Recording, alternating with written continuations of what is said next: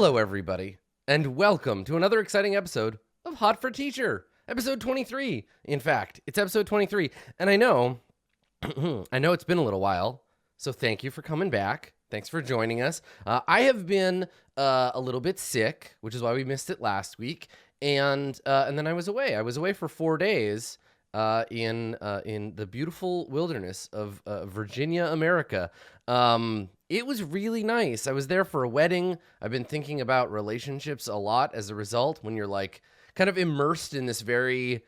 now, the wedding itself wasn't very traditional at all. It was more like a party to celebrate people being in love, which is like a cool thing to celebrate if you're into that kind of shit. But it was just, it's one of these things. Weddings are one of these things where you are just like immersed in someone's relationship, and their relationship is just like very real and present all the time.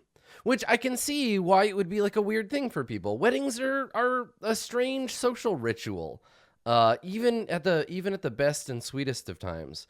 But yeah, we mostly went out there to see some friends and to enjoy the wilderness. I got to go to the Shenandoah National Park, which was like...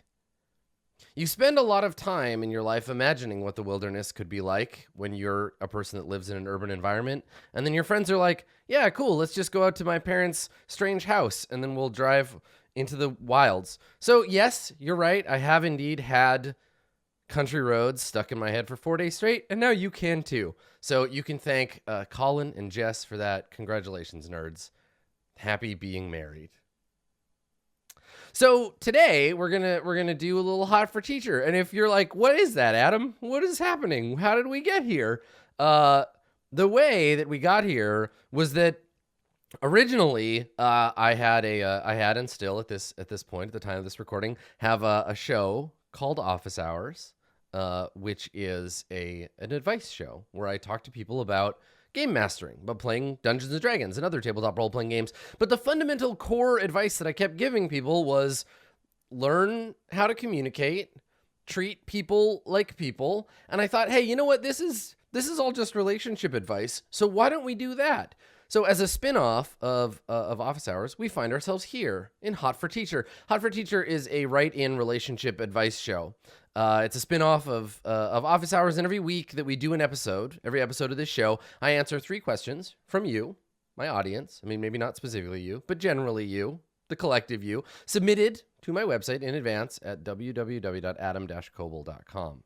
Adam-koble.com. Click on that Hot for Teacher link, and you can ask me questions about friendship, love, sex, coworkers, babies, funerals. We got them all. So go ahead and submit your questions there if you are interested, and we will attempt to begin a journey through the various related quandaries of human interaction. It's a difficult thing to be a person, and I hope that today I can help you just a little bit with your struggles with being a person. So the first struggling human today, I think I know this person. Looking at the question, I think I know who this is. I mean, she gave me her name. She put her name in the question, but I think if this is the Ash that I think it is, hi Ash. If it's not, hello, different Ash. Are you the Ash from Evil Dead? Maybe you are. I don't think so. Recently, and this is Ash speaking now, not me. Recently, my fiance, who uses she, her pronouns, and I decided to explore non-monogamy / polyamory. We've been going on dates with other cool non-monogamous folks and are generally having a good time being back on the dating scene.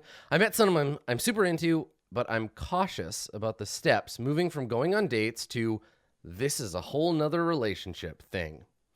How do I go about setting up boundaries that will make this a good, healthy relationship, given that I've never had more than one romantic connection before? I also have a concern regarding a possible mismatch between myself and this new person I'm dating in how we see non-monogamy.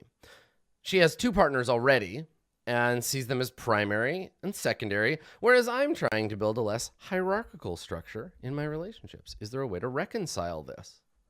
I want to make sure on my side that this potential new relationship has room to grow and flourish, and putting words like secondary on it feels stifling and makes me worry that it's you'll never be as important as my primary. How do you even be a secondary partner? From Ash.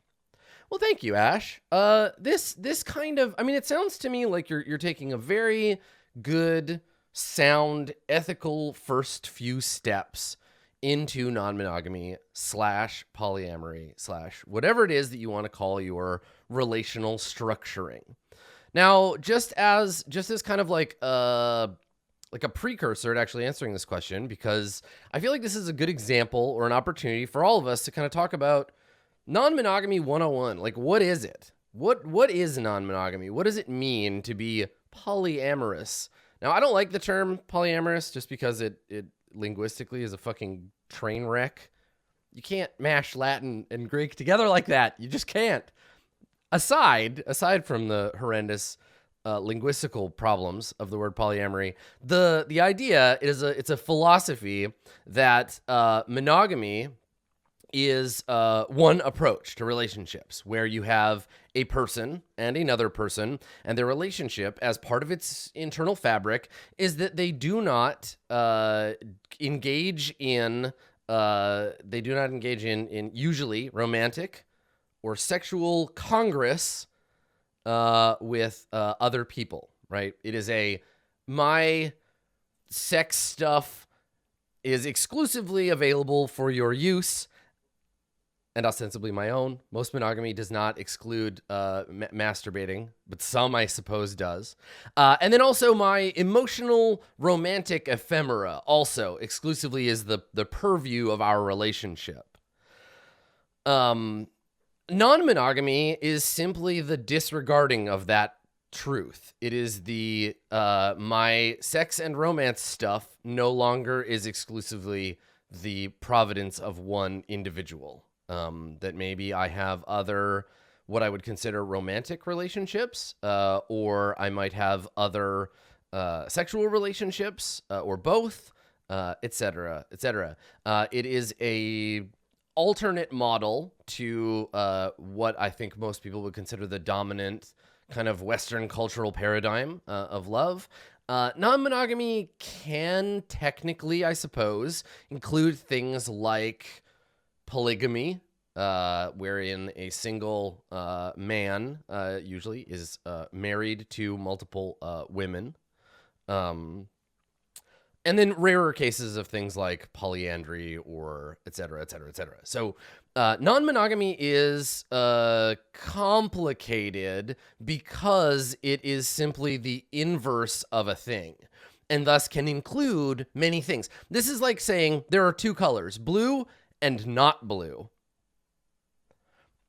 I prefer not. What is your favorite color? Not blue, right? So, okay, which color though? Yellow, red, orange, green?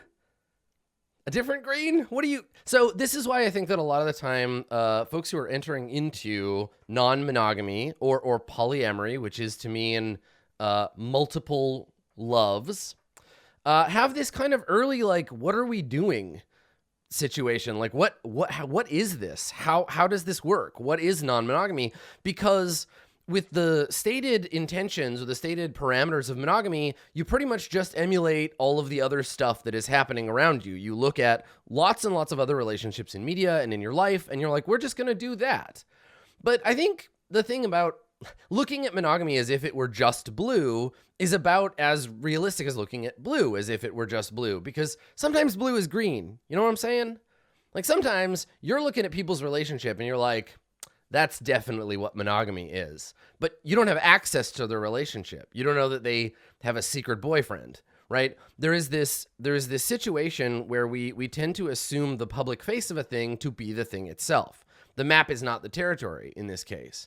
And so even looking at this attempted binary between monogamy and non-monogamy as being our only two options, it's much more fluid.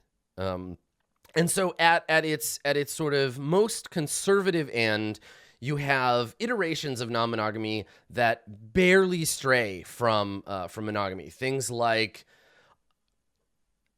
tolerated violations, right? The idea that someone could have sex with someone else who is outside the relationship, as long as we don't talk about it, as long as I don't have to know or acknowledge it, as long as you keep it on the DL and it's one-time things, maybe while you're away from home, right? That's one way. Swinging is another thing where it's like we engage in sexual congress, often together, sometimes not, with other people who are also in their own monogamous, semi-monogamous controlled environment, right? This kind of temporary pairing. There are lots, I mean, cheating is a form of non-monogamy, right?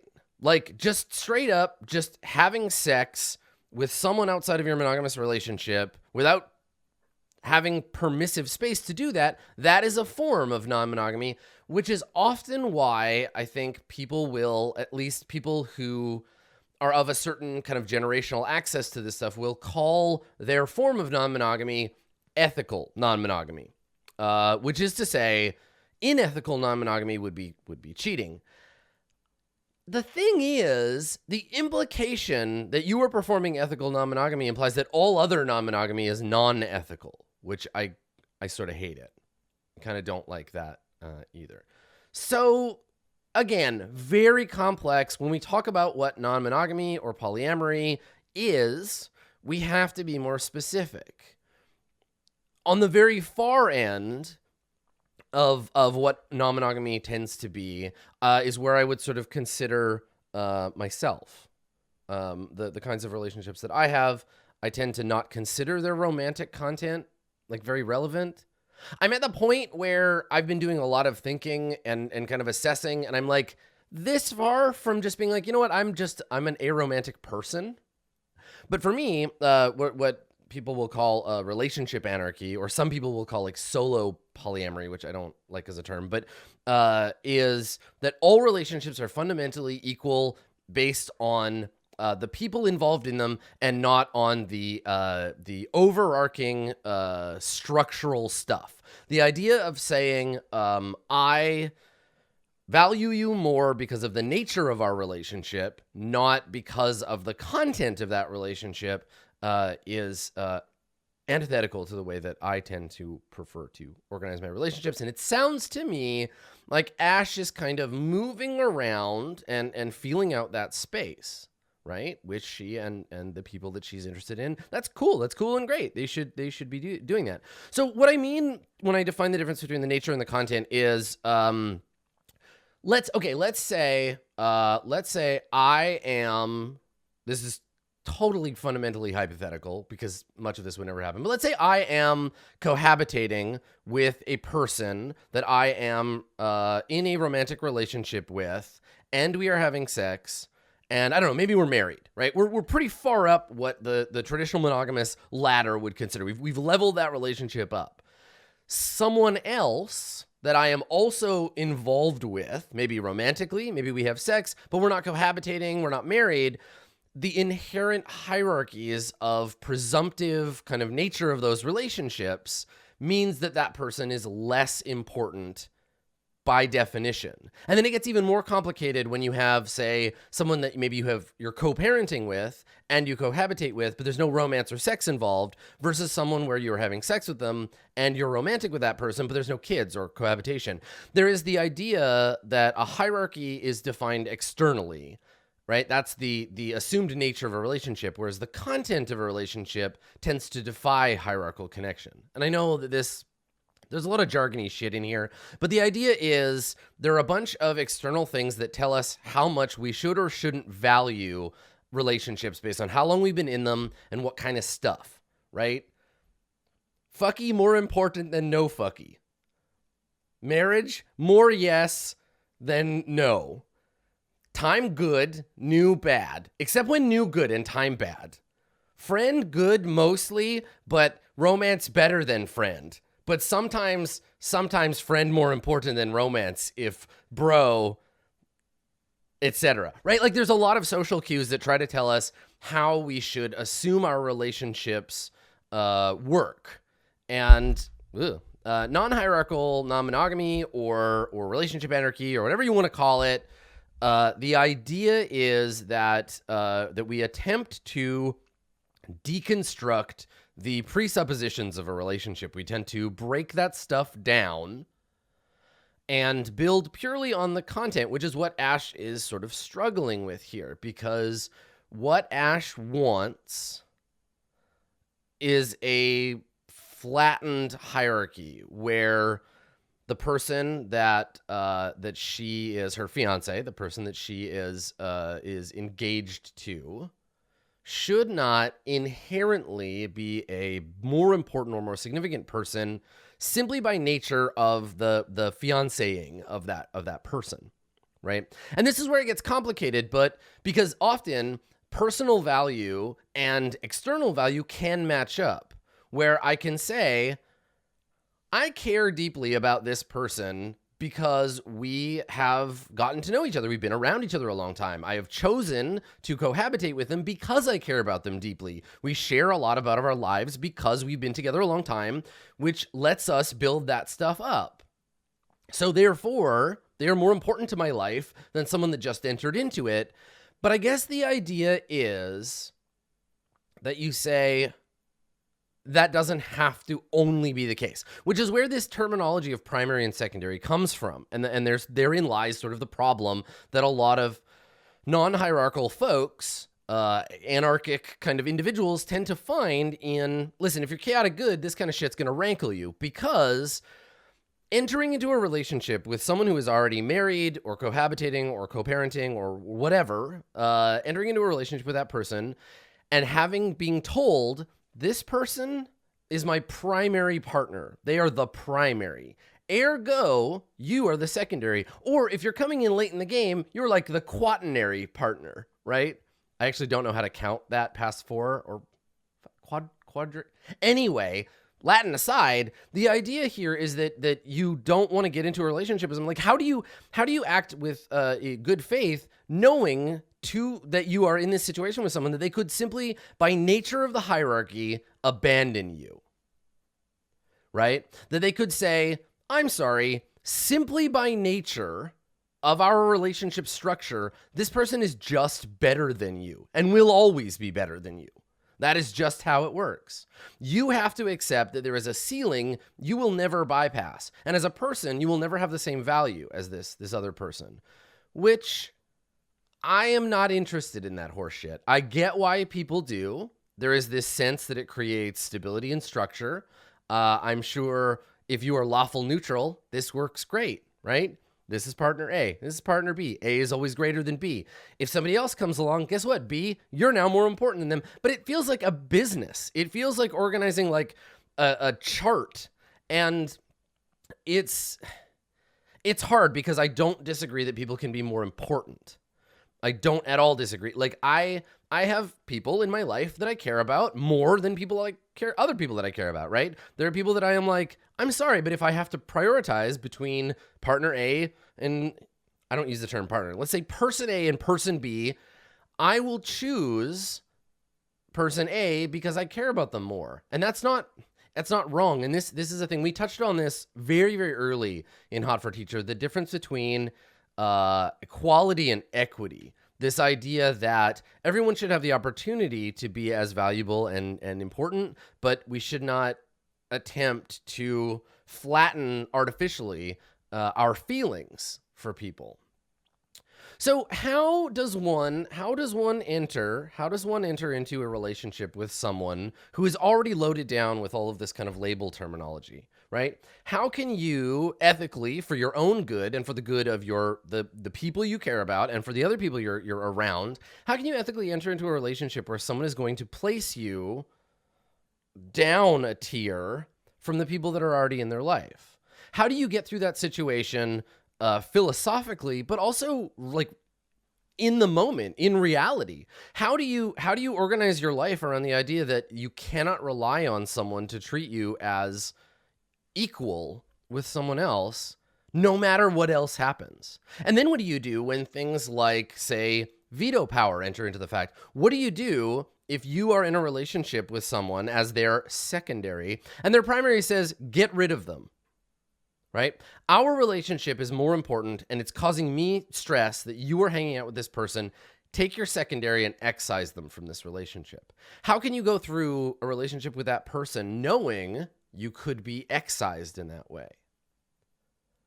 I don't think I could. personally, that kind of shit rankles me real bad. I do not think that I could. I am happy to acknowledge that I will always be more or less important to someone than other people in their life. In the same way that, like, if someone's driving it's the trolley problem, but for relationships. If someone is driving a trolley and I'm on one track and their mom is on another track, I'm not going to really hate them if they run me over, you know? Like, if I'm going to get hit by that trolley to save their mom, I get it. Like, I get that. They've had a lot more time with their mom. But the inverse of this is also true. There is this assumptive thing that we should just prioritize mom, right? Never hit mom with the trolley. So I think the thing is, you can, if this does not bother you, you can simply choose to accept that you will never be that important, right? You could assume that position comfortably, and if that works for you, go for it. But if you want to excise hierarchy from your relationships, participating in hierarchy can undermine that effort, right? I personally do not engage in kind of nomenclative relationship taxonomies. I don't want to be someone's boyfriend. I don't want anyone to be my girlfriend or boyfriend or lover or partner. I hate that stuff. I don't want anyone. I have a name. My name is Adam. And maybe we can agree on terms of endearment that you can call me.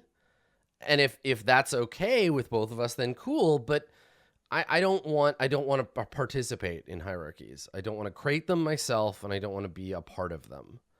And that's a choice that I made, and Ash will have to make that choice for herself. And I would like to invite Ash to reconsider what the term fiance is how it's impacting her relationships if she's interested in deconstructing hierarchy. Just a thought, right? Just something to think about. I mean, are you, Ash, accidentally or unintentionally secondarying people? Right? Do you have that conversation? Is that something that you have thought about, and how to kind of present and help people understand that? Yeah. It's a thing. Now, I want to talk about the difference between dating and having a relationship, because there fucking isn't one, right? As soon as you meet someone, as soon as they go from not existing to existing, you have a relationship now, right? Its content may be thin. Your interest may wane. This relationship may weaken, but it will never go away, right? There is a fundamental space in your universe where that person now exists. So trying to find the line between we're going on dates and now we're in a relationship, the line, you're having a hard time finding it because it's not there, right?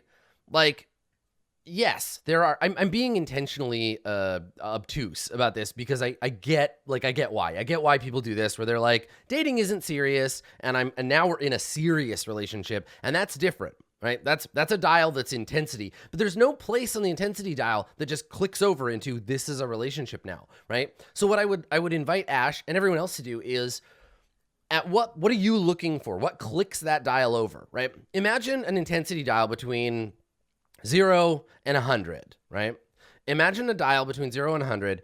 At what point for you personally does it feel like this feels like what I would call a relationship? For me, the dial is all the way at the left. It's all the way at 0. As soon as I have met someone, I'm like, cool, this is the beginning of our relationship. The relationship may intensify. It may reduce in intensity. The content of it may become a variety of things. I might come to care deeply about them. I may never. I might love them desperately and then have them fade from my life, but that relationship will never go away entirely, right? Yeah, even if you never speak to them again or see them or have an interaction, they have left an indelible, however shallow, mark on your psychology forever.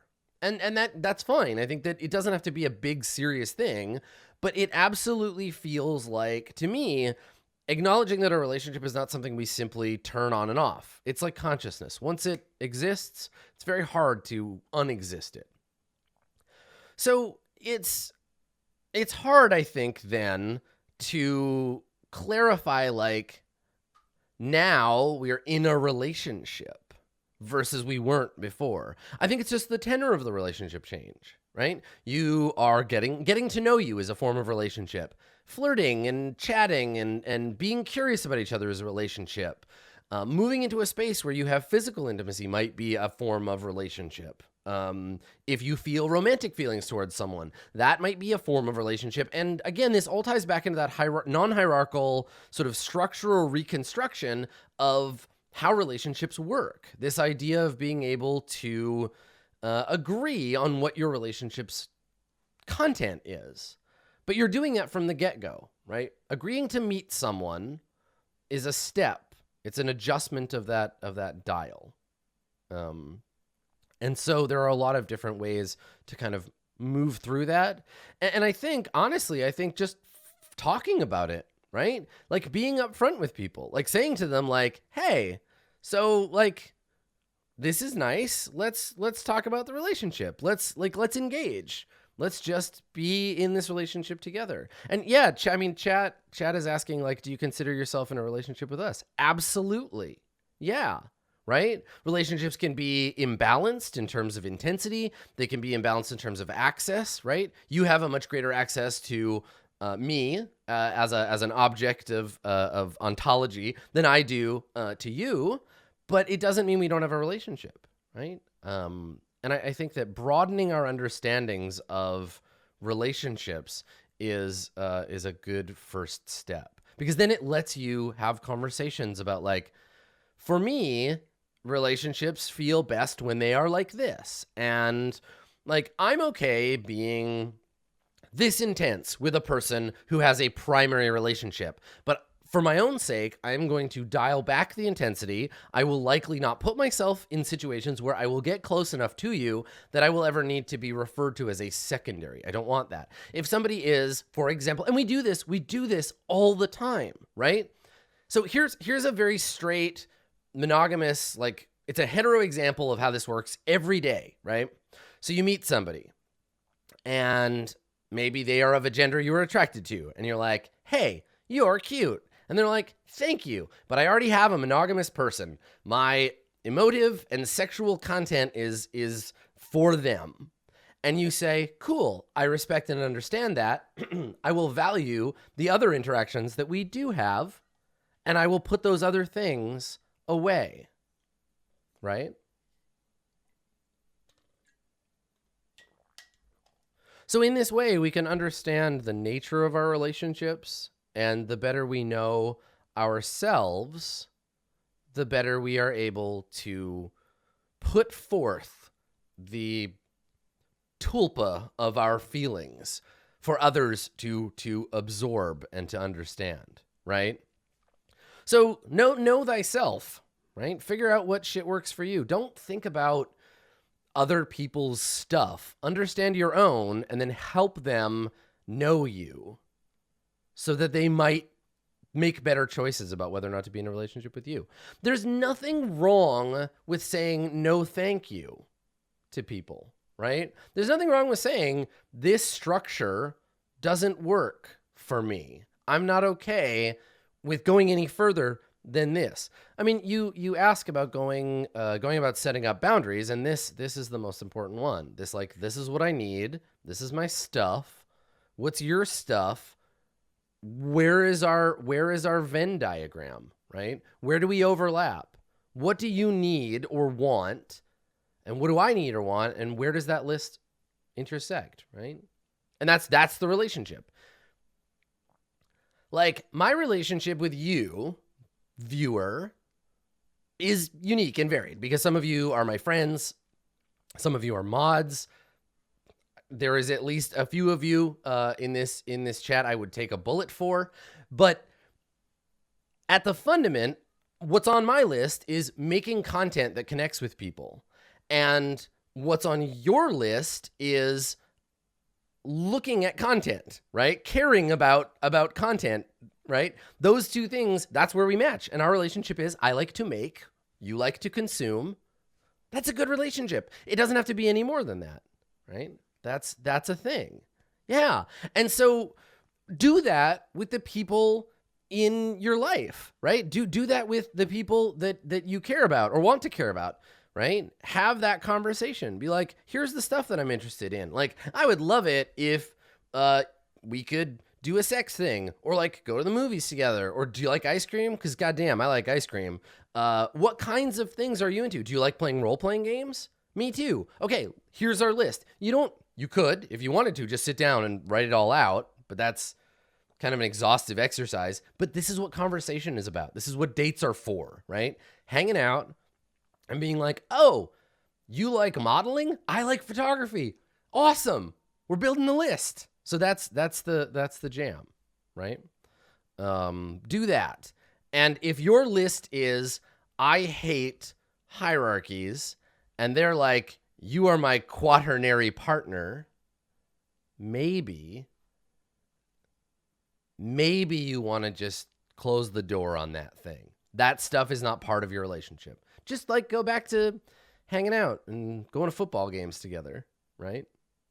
Like you can still have a relationship. It just, the list of what it contains may not be emotional or sexual intimacy, because you seem like you have, I mean, this is the politics question, right? Like, if I say, hello, I am an anarchist, and you're like, hello, I am a libertarian, it's possible we will have some fundamental like detachment that is going to prevent certain kinds of relationships.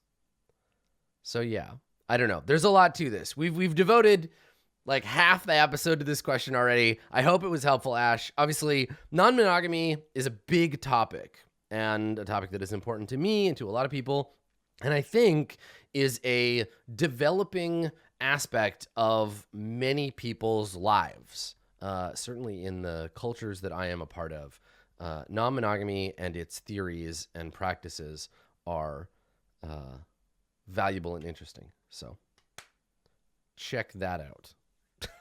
There's lots more reading to do, lots more interesting stuff that can be sought out. But yeah, these are things that I certainly have a lot of thoughts about, and I hope that some of those thoughts were helpful to you, Ash.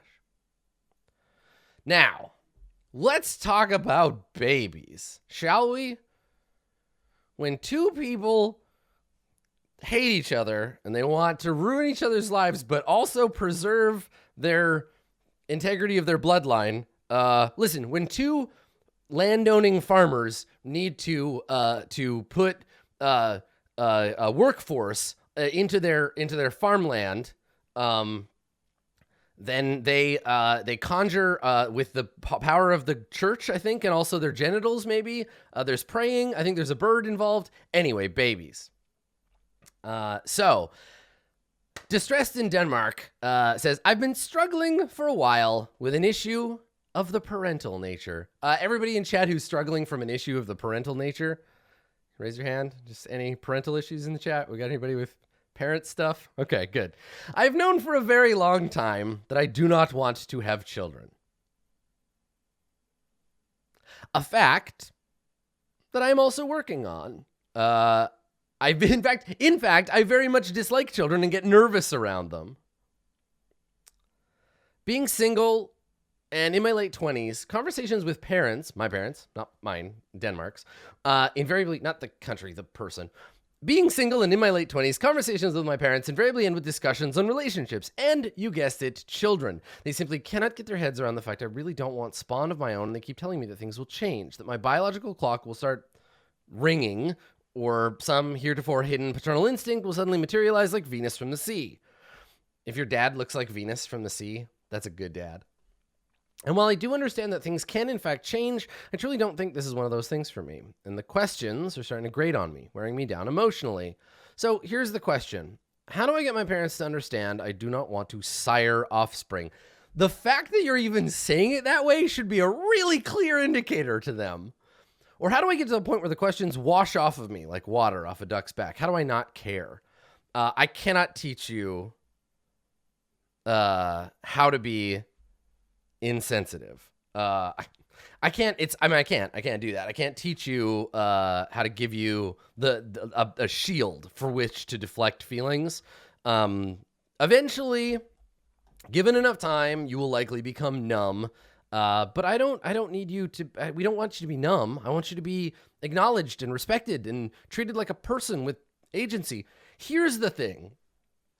Here is what I presume to be the case, and this is purely presumptive on my part, all right? So I would assume generally the reason why parents have a hard time being told by their Kinderspannen that they don't want kids is that it is a direct rejection of their own choices and thus the identity and existence of the person saying it. There is an unstated, Mom, Dad, I don't want to have kids. Ergo, I judge you for having had kids. Ergo, I probably shouldn't exist. Which, I wouldn't have faulted my parents for not having me because I wouldn't exist. But the idea here is that, it's hard to hear that, right? If you're like, you know what I love? Peanut butter and pickle sandwiches. And somebody's like, fuck, man, peanut butter and pickle sandwiches suck ass. And you're like, oh. What they're really saying is, I don't want to eat a peanut butter and pickle sandwich. They're not saying, fuck you for liking that. You're a dumb idiot and I hate you. They're just saying, I don't like it. There is this weird, attachment to our choices where if somebody says, I would make a different choice than you, we read backwards to you're a terrible person and shouldn't exist, right?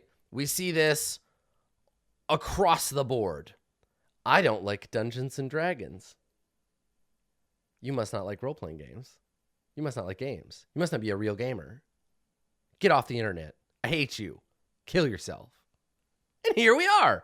So the thing, there is an element of that with parentage, right? Where we tell our parents, I personally reject the idea of having children. I am making a choice that is different from your own. And it can be very hurtful when the person, it would be like if I opened my player's handbook and on the first page it said, Adam Coble should not play this game. I would be like, hey, ow, I don't want to. That sucks, right? It's totally okay for you.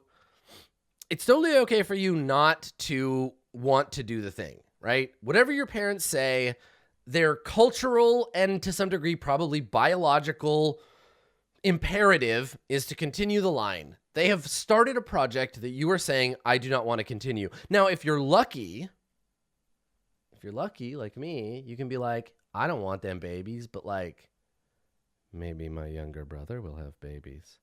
Please turn your attention to the sibling on the left, right?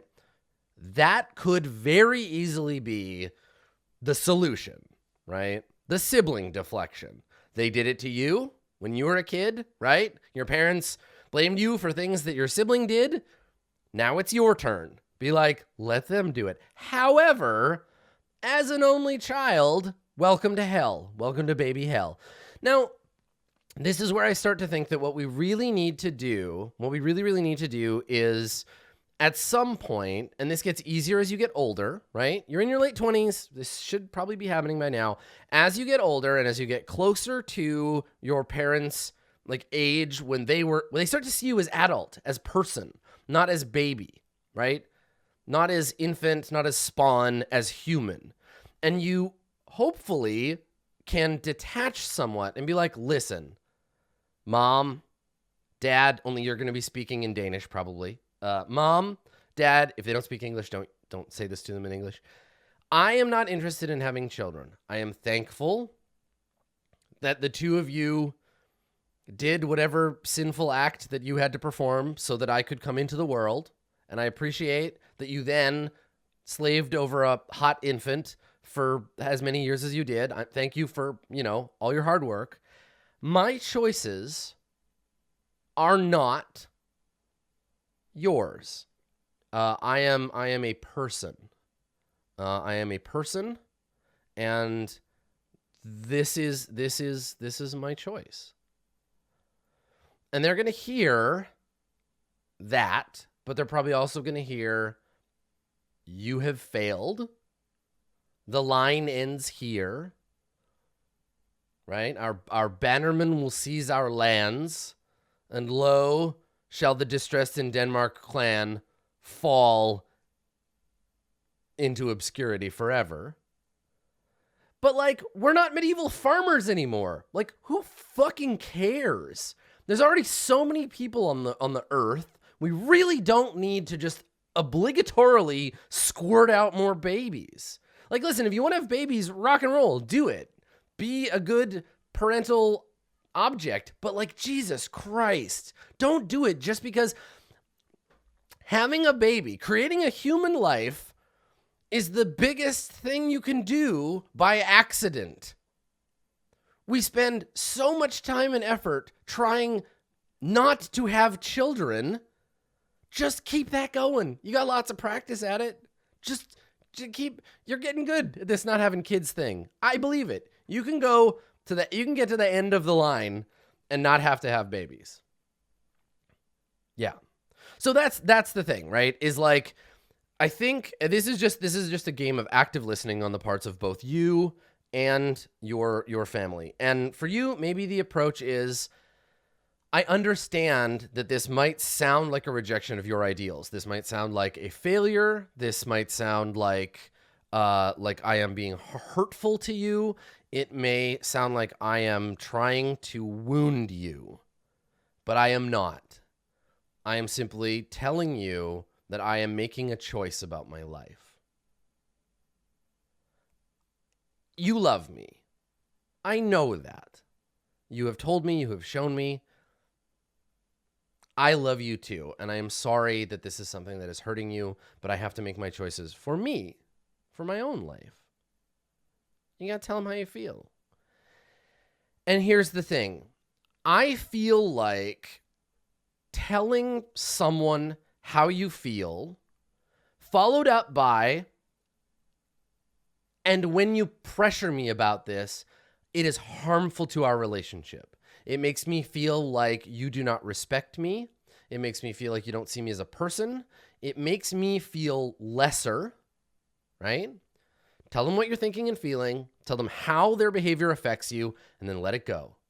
They're going to have to make a choice, right? Now, their choice is, do I treat distressed in Denmark like a person and say, while I disagree with your choices, you're a person and I love you, and I feel like you're allowed to make your own decisions? Or do they say, well, you don't get to make this choice. I'm going to keep bothering you. Go wife up and have some babies. In which case, this is for them. They're being disrespectful and shitty. You don't have to be in a relationship with people that are like that. And if you express your boundaries and they continue to push it, you can say, sorry, mom in Danish. Sorry, dad in Danish. You are being disrespectful and hurting me. You're hurting me. You're making my life less good. And I need to put up a boundary between us because I can't be around you when this happens. Right? And that's okay, you're allowed. Because the inverse of them seeing you as a person is that you see them as people too. We may not be good as children at holding our parents to account, right?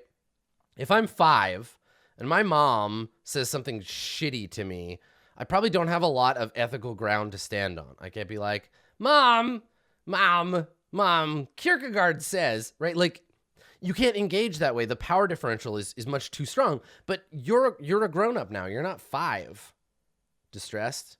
You can engage your parents as people, and you can say, hey, this is not acceptable behavior in our relationship. Right? Whether or not you bring Kierkegaard into it is up to you. But the idea here is that they're people, right? And now, as an adult person, the parent part of this is merely a a tonal shift. It's a part of your ongoing relationship with them. It's not the whole sum of it. So demand what is due of you as a human being, whether you're their child or not. But keep in mind that as you put yourself, issues of the parental nature are absolutely still a factor. They're coming at this from a perspective, and you know what? Ask them, right? This can be something that you can do to get to know them better. I am of the mind, and I don't know if this is just my like deep-seated damage, that conflict can like be a good thing. Somewhere I learned that suffering was good, but the idea that like going through something hard, having a problem in a relationship can be an opportunity to learn about them. So say to your parents like, hey, okay, this is my feeling. This is what I am doing or not doing. Babies are no. My love for you is yes. We are in a family and I care about you. And to show that you love me, I would really appreciate if you just respected my boundaries, but like, talk to me about this. Like, why do you feel this way? Where is this coming from? Right? Why are you pushing me? Why do you feel the need to scratch at my boundaries with your claws of patronage? Why are you doing this? What is this about? Help me understand. Now, we can come into these situations sometimes where cross-generational conversations about emotion can be difficult. And I don't know your parents. I don't know how they work. I don't know their protocols or how they process their emotions, but you probably do, right? So if that sounds like a thing, this might be an opportunity for you and mom in Danish and dad in Danish to like become family in Danish better. I hope that's where this goes.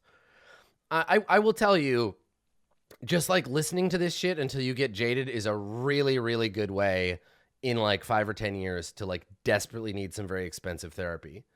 You should like, it's cool to like go see a counselor anyway, but if you'd like to not talk to your counselor about how 10 years ago, mom and dad in Danish were very like mean to you about parent stuff, you can just talk to them. Maybe that'll work. I hope so. I hope that soon you'll be less distressed and that both sides of your issues of a parental nature will resolve. And you know what? It's cool. It's okay not to want kids. It's okay not to be interested in being a parent. It's totally okay. That's totally fine. Right? I'm reinforcing that you are allowed to be a person with your own decisions and choices. Okay? Don't forget. So this next question from Cass, this is a really interesting question, and I've talked lots of times about how like issues of like gender and sexuality, and to a lesser extent, but still like reasonably race, like inequality and like fucked upness in relationships is something that I think about and feel relatively well educated about. But this question, I picked it because I don't have like a really clear, solid answer to it because it's in a big blind spot. It's in a big blind spot of mine. And I would love to begin a discourse because of this question. I'd love to have people comment. I'd love to see chat talking about it. Because for me, disability in relationships is a big blind spot. So Cass asked me, earlier this year, I met a guy in college who I very quickly developed a crush on. We became friends, had a casual relationship, flirtation. Oh my God. I didn't read this very carefully the first time. Cass, with your portmanteau. We became friends, had a casual flirtationship. Oh my God, get out of here. Never mind, I'm not answering this question anymore. Too bad. And though I liked him more than I've ever liked anyone else, I never pursued a serious relationship with him because of the way he made me feel. At the beginning, he made me feel super happy. And then I told him about my medical condition. So my medical condition has been stable pretty much since I've had it, which is since birth. I can't play sports or go on roller coasters. And other than that, I'm physically a totally normal person. But soon after I told this guy about it, he started to recommend things I could try. Drugs, therapies, and whatnot. Every day, every time I saw him or even texted him, he'd recommend some cure or something to fix me. I kept telling him I was doing perfectly fine and I didn't need to try anything else, which thankfully is true, but he never listened. After a few months of putting up with this, I just kind of stopped talking to him. I was once really confident that my medical condition was not a defining point of my relationships. It was just starting to feel normal. And then this guy says, "Here, take this. It'll fix you." And by constantly trying to fix me, he made me feel broken. Was I stupid to give up on a relationship that never started just because he seemed to care too much? Or am I stupid to wonder if things could have been good? Fuck this guy! Seriously, fuck this guy. Don't fuck him. Cass, hi. Let's get into focus here. Fuck this guy. Like, okay, sure. He's trying to be a nice guy. And he's like, hey, I noticed that you're broken. You're a broken human being. That you are a flawed failure of a human being. That you were born wrong and bad. And I am gonna save you. Together, me and WebMD are gonna resurrect you from the shitty life that you had before me. All the horrible misery and sadness and terribleness that you and you're feeling perfectly fine and not needing to try anything else were suffering from. Fuck that. Fuck that and fuck him. Like, I get it. It's really hard when someone is like, just trying to be nice. To be like, hey, fuck off. I'm fine. Stop making me feel bad about myself, you dick. Because you probably have some stuff you got to deal with, right? Like, you have lived with your condition your whole life. And yes, I know 3 paragraphs doesn't mean that I know you, right? 3 paragraphs doesn't mean that I know you. But I feel like you have an entire structural, cultural, horseshit thing bearing down on you, even in a subtle way, that is like, here's everybody, here's you, you're different. And this guy is just like, let's dig into that. Let's just get this fucking shovel in there and let's just get those bad feelings up, because he's telling you, like you said, you are broken. I will fix you. So like, above and beyond any of this stuff, above and beyond the road to hell being paved with fedoras and nice guys, above and beyond your own, like, clearly really excellent handle on things, above and beyond all of that, the thing that's a huge red flag, the great, terrible, burning flag being waved over this conversation, I kept telling him I was doing perfectly fine and didn't feel the need to try anything else, but he never listened. That's it. It's a game breaker. Like, that is it. You told him, you established a boundary, you said, hey, stop it. Like, our relationship can be all of this other amazing stuff, and it can be not you fucking telling me how to get better. It could be anything, right? This exact same sentence is a pull the eject lever on any relationship, right? It's particularly egregious because there's an intersection of assumed very gendered behavior. And I personally, this is a thing that I have to absolutely struggle with myself, especially with women. If a woman comes to me and says, Adam, I'm feeling shitty about this problem that I have, as a person who identifies as a man and who has been socialized as a man, I'm like, let me fix it. Let me fix it for you, please. And then you're going to value and appreciate me because I fixed it. Please, what is it? Let me repair it. When 9 times out of 10, all people want is just like, yo, this sucks. It sucks. Mega monster dicks, and I don't like it, right? I need, and I struggle in my life every fucking day with being like, no, shut up, Adam. Shut your fucking face. Shut up. Just shut it up. Nobody asked you to fix it. Nobody wants it. Shut your mouth. Just shut up. Just shut it up. And then just be like, yo, that sucks. Because telling someone that sucks is like really nice. It's so nice. Like, I love it. I love just being able to talk to people and be like, hey, this blows. And they're like, yeah, that does blow. You're not crazy. So even if you had gone to this person and been like, hey, I have a medical condition that sucks, right? That is rough and I hate it. And if he had been like, damn, that sounds hard and has colored your experience as a person. Thank you for sharing that with me. Zip it, bro. Zip the lip. If Cass wanted your medical advice, she would have asked you for it. Even if he had asked you, hey, would you like me to obsessively search the internet for cures for your condition? Would you like me to treat you as if you were the Ark of the Covenant?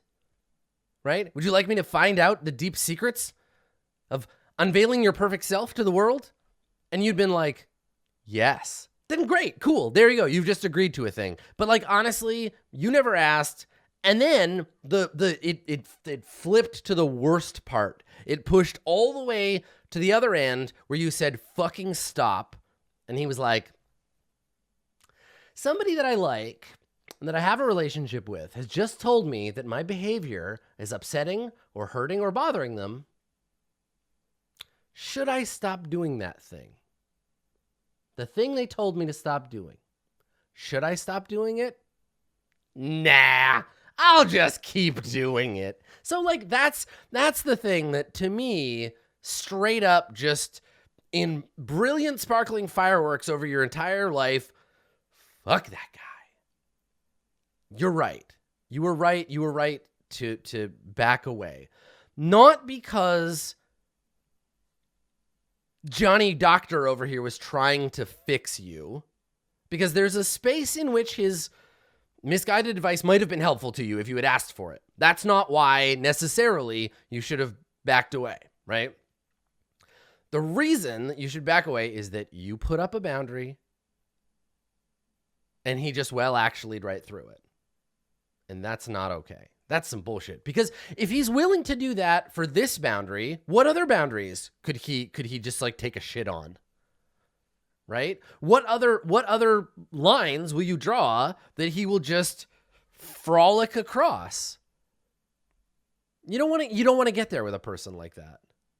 And it sounds to me like this relationship was not valuable enough to you that this was tolerable. You were not already in deeply enough that this seemed valuable to tolerate. This is much more of a like the one that got away. Honey, that fish was poison. You don't want that. There is a place where, yes, you could have gotten past this and you could have been like, hey, honey, stop trampling on my boundaries. But like, it seems early enough, casual flirtationship, never really pursued a serious relationship. You made a good choice, right? So don't beat yourself up, Cass. You're not broken. You're really not. Like, I like the Cass that tells me I don't need to be fixed, right? I like the Cass that says my medical condition is not a defining point of my relationships. I like the Cass that knows that she's fucking badass and doesn't need this guy or any fucking guy telling her about how to cure a thing that she doesn't consider needing curing. I like that Cass. She sounds fucking awesome. So let's embrace her. All right? Let's let her be the Cass that you are. And those feelings of like being broken because this guy was overly helpful and like worrying that maybe you've driven him away. Fuck all that. Let that stuff go. I am proud of you for making a good decision. You did it. Okay? And if for nothing else, if all I can do is reassure you that you are worth someone who respects your boundaries, everyone in your fucking life should respect your boundaries, especially if they want to get flirty with you. So Good. You did it. You did the right thing. And I know that doing the right thing for yourself can feel like shit sometimes, but you did it. And I'm proud of you. So keep doing that. Don't not do that. Keep being excellent, non-compromising Cass. So, I mean, obviously, like, that's me addressing the point as a relationship problem. The idea of being chronically ill, not something I have any personal experience with. The idea of, like, having a disability or a medical condition like that. Like, I mean, I have a very, very normal set of medical disabilities, right? Like, I can't see because my eyes were born shaped like footballs, and I am allergic to dust and grass, but like that shit's that's nothing. It's irrelevant. It's tiny and easily fixed and super normal. No one is going to look at me and be like, you know, I could have been in a relationship with you except for your glasses. Like, it's not going to happen to me. So I have a big blind spot around being in a relationship with a person like that because I don't know anyone with like really serious, like deep-seated medical conditions that I'm in a considerable relationship with. And also, like, I'm not that person. So, like, if I'm missing something crucial to that experience, that's why, because it's not something that I have a direct personal access to. And I can only give advice based on like the stuff that touches me. So as with all things in Hot for Teacher, the point here is not to sum it all up. The point here is not to close the book forever.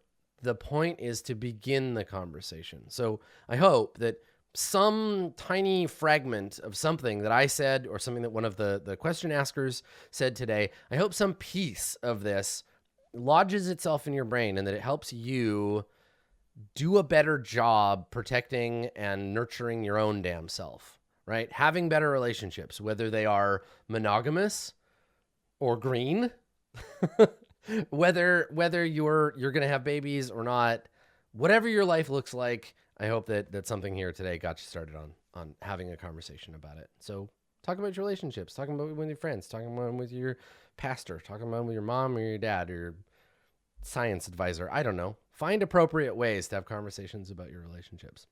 And if you have questions, if you have things that you would like me to address that I have not yet, hit me up. Do it. www.adam-koble.com. There is a link. It says Hot for Teacher. That's how you know. That's where you submit your questions. There's a cute picture of me on that page. If for no other reason, go check it out. And then you can fill out that form and you can let me know whether you want to be anonymous or not. That is okay with me. Like Distressed in Denmark, you can obfuscate your identity. That's totally cool. Thank you so much for asking questions, everybody who has. I have been Adam Koble. This has been episode number 23. And I'm really thankful that all of you are here and that we can do this, that there is an audience for this kind of stuff.